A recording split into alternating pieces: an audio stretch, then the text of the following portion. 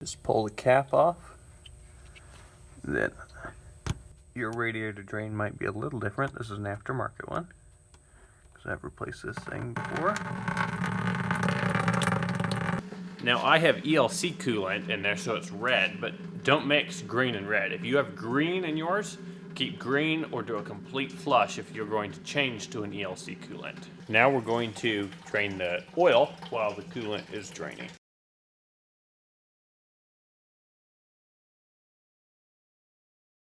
Now that we've got the oil filter off, you can see there's two little plugs up here in the back of the engine block.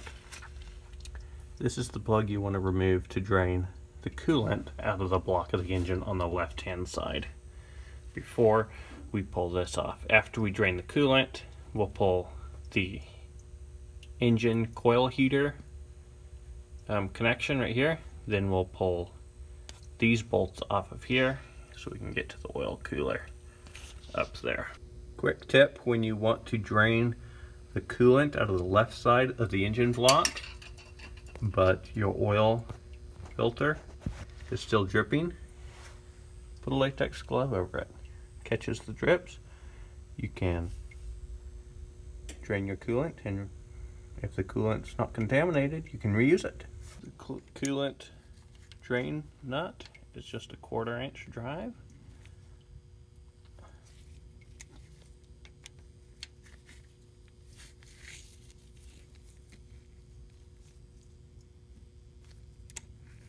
We'll get a pail under here.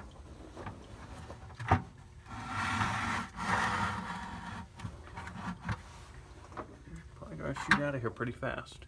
Alright, we've got the antifreeze drain plug back in. We've got the 3 bolts that hold the oil cooler, oil filter assembly, and the block heater assembly loose. Now we just need to come in here with a pry bar and just break that free. Then we'll go up here with a pry bar, break that free, and the whole section should slide out of there easily. The oil cooler is off there now. Here's the oil cooler right here. This part goes right up against the engine. That's the heater right there. Little coil, you can see that. That's where the heater plugs in. It's the oil warmer.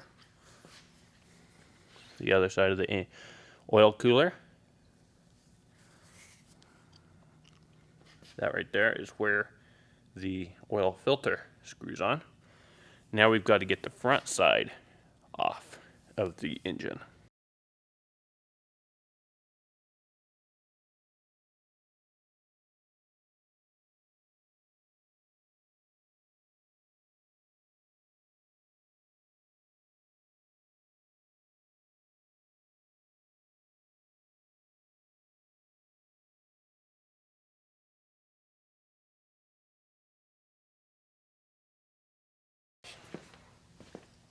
And there's the other side, the front side.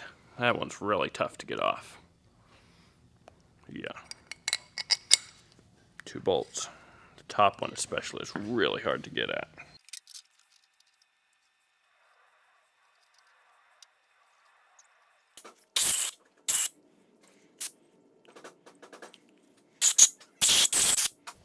So here are the new O-rings, or rings. So it's just a seal to the, that's for the rear seal. It's for the front seal to the engine block.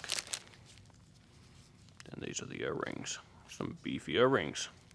The old ones that came off of here. This is why it was leaking. No pliability left. A little bit of acetone. Clean this whole thing right up really nicely. Got that clean, ready to go back on.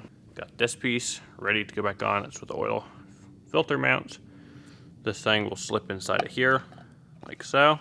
Here's the front one, all cleaned up. Now it's just reassembly. Gonna put that on there like that.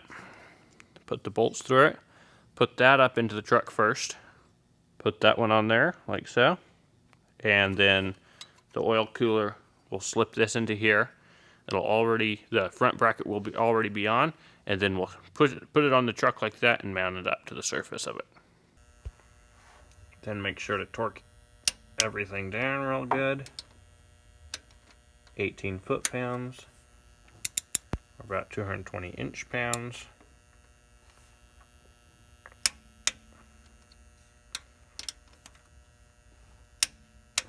There it is. Now, quick note that makes this easier to get it in here. The instructions that come with the gasket say to tighten, to put on the first, I guess, cast aluminum piece, the front piece, then put on the oil cooler, and the back piece, assemble it on the ground. I tapped it in with a rubber mallet and then kind of pushed on it, one end on cardboard, and got that gasket to seat right across from that pin, of course.